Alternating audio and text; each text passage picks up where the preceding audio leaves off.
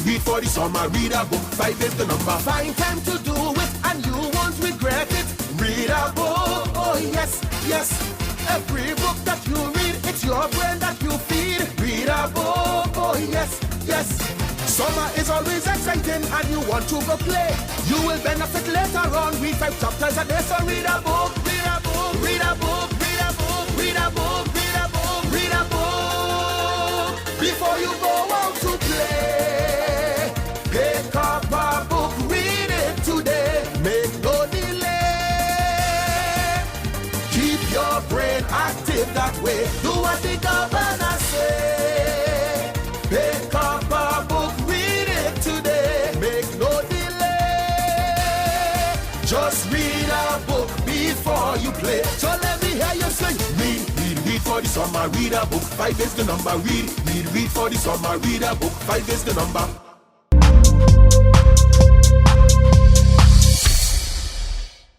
He's provided a number of at-risk youth with vocational opportunities in plumbing, electric, and construction. My guest today on this edition of Eye on the Islands is Scott Bradley, the founder of My Brother's Workshop. We talked a little bit earlier about how the community can sometimes stigmatize or marginalize these kids who you are giving opportunities to. But what has your experience with our community been in terms of their reaction? Well, in the beginning it was slow, but as time went on, a lot of groups came out to, first of all, to join us and to see and now embrace us. And we have a lot of really good community supporters. So the Rotary Clubs of St. Thomas, every one of them has come out and supported us. St. Thomas Reformed Church is, of course, our founding, our supporter. But even the senators and governors, we've had a lot of people come out and want to work together to help get to the next level. We did a work project, especially with the people at DP&R and Public Works and Bluefin Construction, and just a number of people in the community coming together to help stabilize the building. And these things are just so important. You know, the work projects that we do, a lot of volunteer projects with the Rotaries. You know, we'll go out on a Saturday and we'll fix up a playground or a school or something that's really important. But what really happens is we get a chance for not only the kids to learn to meet these older, more successful people in the community, the leaders of the community, but also the leaders get to meet the kids. So we start breaking down all the misconceptions that, you know, these are bad kids or these are rough kids or they don't care. You know, it turns out that the kids are really respectful and the adults are really receptive and just, you know, a good time is had by everybody. And as time goes on, we are overcoming a lot of the stigmas and a lot of the marginalizing. And I mean, recently we had a meeting with the governor's office, with the governor in his office, and purchasing and procurement, where just being a little creative can do a lot of good. If, you know, the government has to do a lot of maintenance around the island, they have to do a lot of maintenance to the schools and buildings, and we're trying to teach the kids that need the help, the ones that instead of being a burden to society, now we can use them to do this work. The government gets work at a reasonable price. And at the same time, you're funding a program indirectly, so we don't need to be a drain on the system. We can actually be a benefit.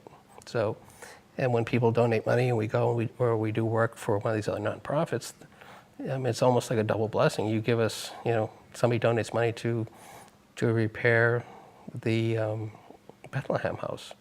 And we go and we take these boys that need the help, need the training, and we do the repairs, and they can buy the material and everything gets done. And at the end of the day, we not only help Bethlehem House, but you help these kids and their families and everyone else. So it just kind of multiplies as time goes on. So does the majority of your funding come from donations? Well, a good part of it comes from the work we do, the work projects. That provides not only the work, but there's also a lot of gaps. So funding, donations are needed to help us with the training and to help us with the things that we can't earn enough money to do. So yes, funding is always an issue. We're always, just like any other group today, especially in this economic time, we're all struggling to keep going and try to address the overwhelming need that's out there. You have a long waiting list. We have a long, long waiting list, and also to several agencies.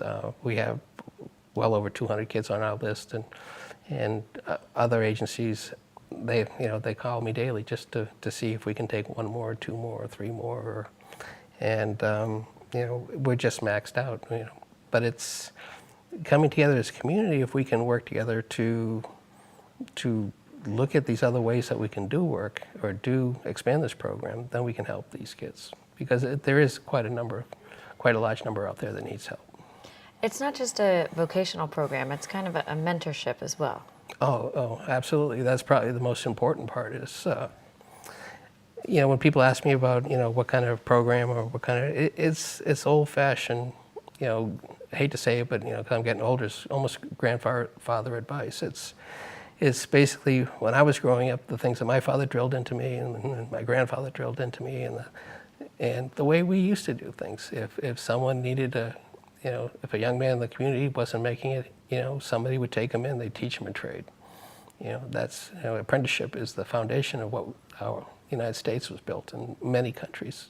It's been tried and true for thousands of years, but somewhere along the lines we lost that. We don't, we need more vocational training. I mean, we're just a small answer. We work on a specific group of kids, but there are a lot of kids out there who need, other experience. I mean, we need to grow what they learn so that they can adjust to today's economies, and it's always changing. You said that we are kind of moving away from that, giving grandfatherly advice, or when we see kids in need, really helping out. Do you feel like the community has kind of abandoned our youth in that sense? Well, I hate to say to abandon them, but today, life is so complicated. I talk with moms that's like, they're upset about their children, but they struggle 2 jobs to make a living. Life is just too complicated. It's not about blaming anyone. It's not about blaming a school system, a government, it's about putting aside that and coming together to see what we can do to fix the problem. We're way too quick to blame people. If we're that quick to help fix the problem, then we'd have far fewer problems. Talk a little bit about some of the life skills that these kids come away with. Oh, we try to get it so you're well-rounded when you come out. You'll have we'll help you get your driver's license and learn that responsibility. We have like Merchants Bank will send Roe County, the vice president out there will come down and sit with the boys and talk about banking and how to save money. And if you can imagine, last time we did it, they spent about 2 hours, totally engaged in talking about. And I was amazed because I can't find that 2 hours worth of interesting things to talk about when it comes to banking. But it's always amazing at how starved they are for positive attention, and how well they respond to rules, and they respond to get excited about actually having a future. How long does it take for you to see that kind of turnaround in them? Well, each one's different, and that's one of the rules we have there, is that you can't try to create a box and put everybody in that same box. So everyone has different issues. Everyone comes from a different background. We have some that have turned around in 2 or 3 months, and we have some that will probably always need our help. So it's really generally within a year, most kids get established, get a job, or have a good foundation for what they want to do. And they all really do well. I mean, I can't stress enough that, some have some sketchy backgrounds, but they always come back to that same, they just want a chance to grow up. You mentioned that the program is faith-based or Christian-based, and that the Lutheran Church was, or the Lutheran Reformed Church was kind of a founding place for you guys. St. Thomas Reformed Church. Okay. We love the Lutherans, but that's not the right church. But and again, we are a Christian church, but it's not. We don't send anybody to Sunday school. You're not required to go to church, and it's not about that. It's about our commitment to our community. It's about our commitment to these kids. It's about forgiveness. I mean, if you can't go into this program and be able to forgive kids that, the first day you meet them, they hate you and they'll swear at you and they'll curse you, and you're just, and if you're not willing to ride it out with them until it turns around, then you're not going to be successful. I mean, all of our kids, no, I won't say all of our kids, but a lot of our kids have been given up on. You know, this is their last chance. You know, the school system, you know, continuing education, special ed, you know, they can't handle. So do you have a home base out of which you guys operate out of? Well, currently we're operating out of the St. Thomas Reformed Church. They've been very kind and good to us, supporting us over the years. But you know, now we've outgrown our, you know, what we need, and so we're looking for a bigger space. And or actually, the governor has offered, and the property procurement have been looking for a space for us. And we've talked about. They've even mentioned the old USO building, the one that had burned, and it's actually funny because at first glance, most people are like, "Well, why would you want? You know, that's terrible. Why would they give you a broken building?" It's like, well, we can take broken kids and fix a broken building, and then you have a good building and you have good kids. So it's thinking outside the box is what's going to help these kids in a lot of ways. What's your vision for My Brother's Workshop moving forward? Well, I'd love someday not to need it. But I think there's a lot more work and a lot more struggle, a lot more pain, a lot more heartache. And it's all about, you know, if we can get the community and everybody involved, and not just in our problems, but everybody's. You know, this whole world right now is under a lot of stress and a lot of, we have budget issues, we have, community issues. And if we can kind of go back to the old days when community was about helping each other and coming together. I mean, we're currently working with Graffiti Street. Was one of our good friends. We did a film project last year with them. This year we did a mural, and the mural was dedicated to the concept of coming together as a community to solve problems, about not being so quick to blame people or to point out the shortcomings, but to really, what can we do? I mean, that's how we got started. It's great to have ideas and opinions, but if you don't get involved, if you don't come out, then that's all they are, just words. So are you able to take donations at this time, or if people have projects that they need done, how do they get in touch with you? They can get in touch with us through the St. Thomas Reformed Church. They can get in touch with us we have a website, mybrothersworkshop.org. We can always use the help, and I can guarantee that we'll take that, and that money will go towards turning around lives and making a difference. You can also come out and volunteer. We're always looking for help. And you don't necessarily have to be a contractor. You don't have to be someone who's worked in the trades. I mean, if you're an accountant, you can help with our accounting. If